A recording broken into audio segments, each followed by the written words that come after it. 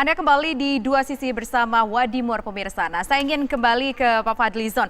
Permasalahan yang disampaikan Bu Irma tadi adalah soal drainase yang tidak bagus. Kemudian sungai yang tidak dibersihkan, itu menjadi penyebab banjir. Begini, itu kan bisa kasus per kasus ya, di mana saja. Kita kalau mau melihat itu pakai statistik aja.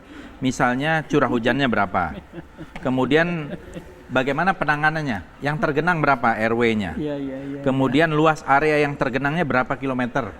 Nah, di zamannya Pak Foke pernah 455 kilometer persegi, kemarin itu 156. Oke. Di zamannya Pak Jokowi, waktu Tapi gubernur. setuju tidak soal drainase dan sungai itu? Tentu, itu wajib. Semua gubernur wajib membersihkan, Tapi mengakui itu memang kurang untuk masalah drainase dan juga pembersihan sungai. Urusan sebagai warga DKI Jakarta? Sama DKI ya. Saya kira tidak fair saya menjawab karena nggak tahu programnya juga. Tapi yang saya lihat dari sisi penanganan, korban meninggal berapa, waktu surutnya lebih cepat apa tidak. Kalau saya lihat waktu surutnya lebih cepat. Dari sisi statistik ini ada statistik, Bung. Iya.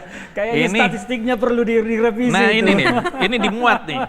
Statistiknya kalau di sini 7, di sini 4. Jadi di zamannya Pak Anies statistiknya 4. Jadi lebih bagus. Surutnya lebih cepat. Kemudian pengungsi lebih sedikit. Di zamannya Pak Jokowi 90.913. Di zamannya Ahok 45.000. Ini 36.000. Ya, ini contoh. Kita kan harus ngomong pakai statistik. Ngomong pakai statistik, tapi balik lagi ke pertanyaan yang dikomplain tadi sama Ibu Irma adalah soal drainase, kemudian juga soal sungai. Setuju, itu harus lah. Tapi mungkin nggak tahu kan di dekat rumahnya Bu Irma mungkin drainasenya kurang. Itu saya kira harus menjadi masukan dan kritik kepada pemerintah DKI. Termasuk juga sungai harus diperdalam, harus dibuat tanggul. Saya kira itu harus. Kita tanya deh ke aktivis sosial melihat soal penanganan banjir ini, elektabilitas atau Anies Baswedan selaku Gubernur DKI Jakarta tergoyang. Ada yang menilai demikian? Oke, terima kasih. Assalamualaikum warahmatullahi wabarakatuh. Waalaikumsalam. Ferdinand menyatakan cara Anies memanage Jakarta. Saya ingin mengatakan seorang pemimpin yang dilihat itu janjinya. Dia tepati atau tidak janjinya. Ada berapa janji? Ada berapa yang sudah ditepati? Baru kita lihat bagaimana dia memanage. 23 janji kampanye Anies dalam 2 tahun, 20 sudah yang ditepati. Apa itu?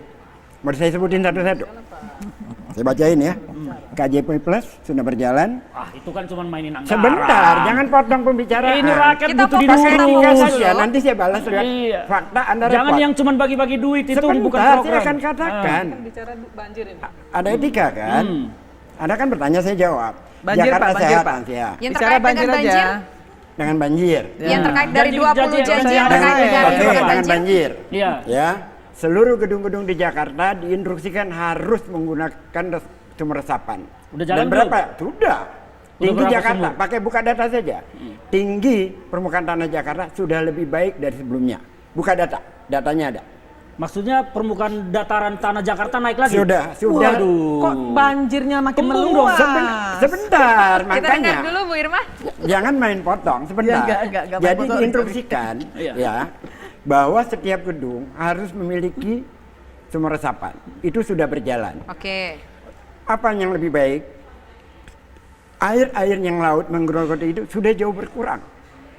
Itu yang saya ingin katakan. Kok banjirnya makin tinggi? Sebentar, ini soal banjir makin tinggi. Makin tinggi itu kan asumsi. Kok asumsi, fakta itu? Saya lagi jawab ini. Iya, jawablah. Iya.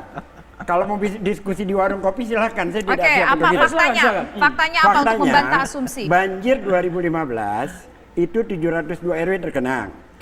Banjir di 2020 390 terkenang, hampir setengahnya. Banjir di 2015 7 hari, banjir di zaman Anies 4 hari selesai.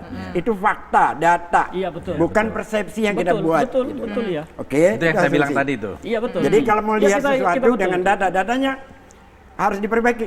Perbaiki saja ke BPBD karena BPBD itu banjir datanya tiap tahun ke tahun gitu loh. Itu dua. Nah, soal pembersihan sungai tadi yang disoroti oleh Ibu Irma. Semua berjalan. Bahwa kenapa ini semua terjadi? Sekian puluh tahun kita merusak kota ini. Saya mau kasih contoh yang paling ekstrim. Ibu boleh tanya, kantor, gedung kelautan dan lingkungan hidup yang di bypass sana. Waktu dibangun ada IMB-nya nggak? Oke. Pak Sarwono tidak mau meresmikan gedung itu karena tidak punya IMB. Artinya apa? Selama ini kita memang tidak pro lingkungan. Jadi artinya yang kejadian sekarang ini adalah akumulasi dari Efek dari sebelum-sebelumnya. seluruhnya dari bertahun-tahun kita merusak kota ini. Nah, kalau soal drainase tadi yang diprotes oleh Ibu sedang Irma, diperbaiki terus menerus, tetapi wadah kita cuman 4% nggak sampai untuk menampung curah hujan yang luar biasa itu. Tiba-tiba 2 tahun kita minta persoalan Jakarta beres. Mana mungkin? Kita lihat Tomang, itu ruang terbuka hijau jadi apa? Jadi apartemen, jadi mall. Kita lihat Senayan, jadi apa? Jadi Hotel Mulia, jadi Senayan City, jadi Plaza Senayan. Kita lihat Sunter, Oke, jadi apa? Terus kita teriak, jangan angin ada banjir. Sekian puluh tahun kota ini merusak. Pemerintahan kota ini merusak. Oke. Itu Kita merusak dengar, apa kita dengar membangun, dulu. Pak Ge? Silakan Bu Kenapa? Irma, Ibu Itu Irma. merusak apa membangun? Merusak karena apa? Merusak lingkungan karena kita silakan, tidak silakan, Karena Irma. akumulasi sebelumnya kita tidak merusak. bersahabat Kita dengar dengan dulu Ibu lingkungan. Irma, kita dengar jawaban